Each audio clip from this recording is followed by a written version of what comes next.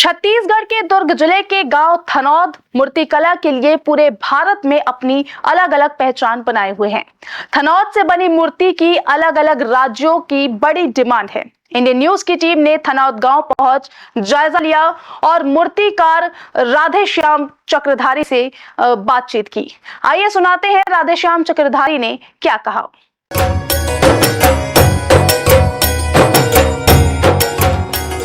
पहाड़ों वाली, शेरा वाली और जगत जननी माता के कई रूप है, कई नाम है।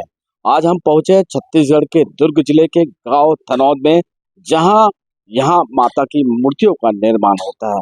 कैसे निर्माण होता है हम आपको दिखाते हैं। बड़े ही श्रद्धा के साथ माता की मूर्ति के निर्माण में लगे मूर्तिकार रात दिन सतत लगे हुए हैं, ताकि समय पर माता की मूर्ति का निर्माण हो पाए और नवरात्र के पहले दिन माता विराजित हो पाए।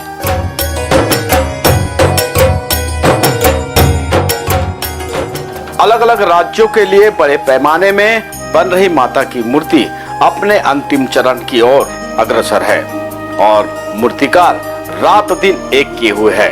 हम पहुंच चुके हैं राधेश्याम चक्रधारी जी के यहाँ और इनसे बात करेंगे कि क्या तकलीफ हो रही है मूर्ति बनाने में और कितनी मूर्ति आप बनाते हैं।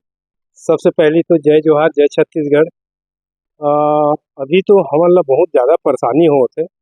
ये बारिश भी इतना होत है कि मूर्ति ले सुखाए में बहुत परेशानी होत है और साथ साथ हम लोग मौसम के भी बहुत परेशानी होत है, जो वायरल फीवर होत है। हमार जितना भी मतलब कलाकार है वो एक राउंड हो चुके हैं, सेकंड राउंड होने वाला है। तो एक हर से होत का है कि भाई हमारे पास टाइम जो बचे है वो सिर्फ 9 दिन बचे हैं। माता ला देना है 9 दिन के अंदर में तैयार करके देना है, लेकिन अपन पास 40 मूर्ति है और 40 मूर्ति में अभी हमारा पोजीशन ये है, स्थिति ये है कि वाइटिंग करना शुरू करे हैं। वो में सिर्फ 15 ही मूर्ति वाइटिंग हो है, जिनला पुट्टी बोलते हैं अपन, है ना। तो ये सब समझ में नहीं आते कि जो भी होई माता रानी के शक्ति से होई। हम तो मतलब अपन हार मान चुके हैं कि काम हो पाई कि नहीं हो पाई, ये पूरा मतलब दिमाग में बस वही दिन भर वही काम बात चलाते थे, वही काम चलाते थे। लेकिन जो भी होना है टाइम में जाना है।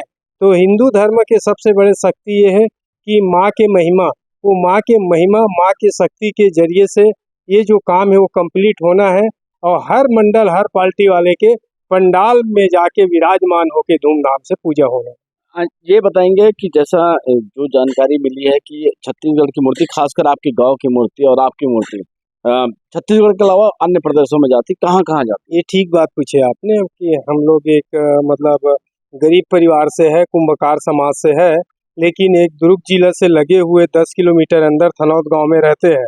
एक छोटा सा गांव है, किसान मजदूर सब रहते हैं, लेकिन इसमें हम लोग एक कुम्हार मूर्तिकार है, जिसका मूर्ति हमको गौरव की बात है। हमको मतलब बहुत मतलब खुशी होते हैं कि जितने भी हमारे छत्तीसगढ़ का, एक छोटा सा छत्तीसगढ़, उनमें जितने भी पड़ोसी राज्य है, उड़ीसा है, बिहार है, महाराष्ट्र है ना, जितना भी लगा हुआ मतलब हमारे प्रदेश है, वहाँ मूर्ति जाते थनौद से।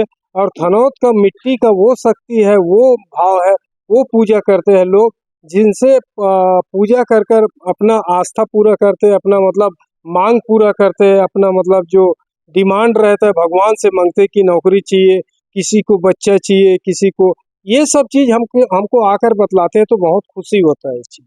कितना दिन लगता है मूर्ति निर्माण में? चूंकि इसके पहले गणेश की प्रतिमा आपने बनाई है, अब देवी माँ की प्रतिमा बना रहे, कितना दिन का प्रोसेस लगता है और कितने लोग लगते हैं? कलाकारी एक ऐसा चीज है, अगर हम एक मूर्ति को 1 साल तक भी बनाएंगे तो नहीं बन पाएंगे।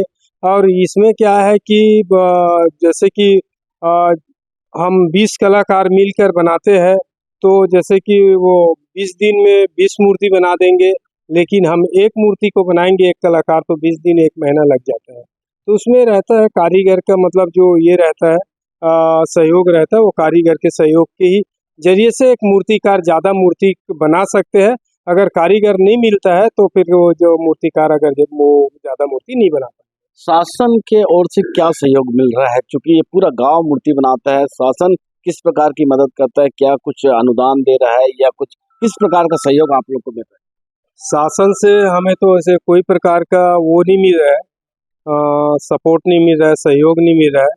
लेकिन हमें जो हमारे विधायक जी है, सांसद जी है और चौकी प्रभारी है, इन लोग मतलब सहयोग करते हैं।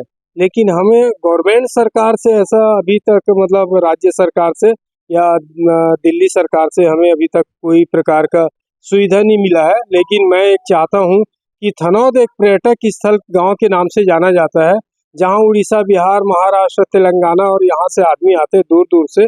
तो सुलभ शौचालय का यहाँ व्यवस्था रहना चाहिए, क्योंकि भाई बाहर से आते हैं तो उनको मतलब कुछ नहीं तो नहाने और सुलभ शौचालय का मतलब अगर व्यवस्था हो जाता है तो हमारे मोदी जी मतलब स्वच्छ भारत बना रहे हैं, तो बाहर जाकर गंदगी करते हैं तो वो गंदगी नहीं करेंगे।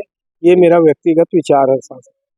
ये आपसे अंतिम अंतिम प्रश्न मेरा कि जो मूर्ति बनती है तो मिट्टी कहाँ से आती है, कैसे उसका प्रोसेस है, थोड़ा हमारे दर्शकों को। मिट्टी ऐसा है कि थनौद मिट्टी के नाम से ही मतलब एक प्रचलित है।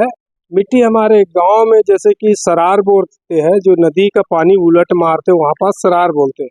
तो सरार में एक ऐसा जगह है जिसमें 4-5 प्रकार का मिट्टी मिलता है, काला, भूरा, लाल, रेतीला, ऐसा।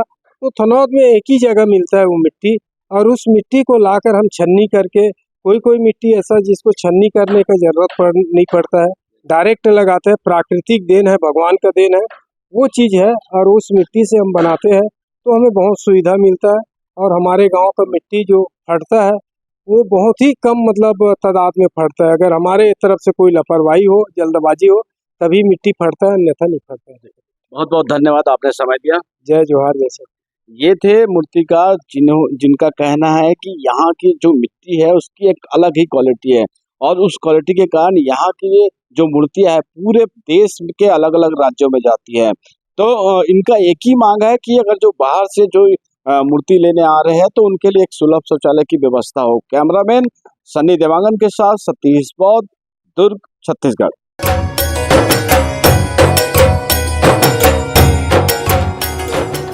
न्यू वीडियोस की अपडेट पाने के लिए सब्सक्राइब करें इंडियन न्यूज को और बेल आइकन को दबाएं।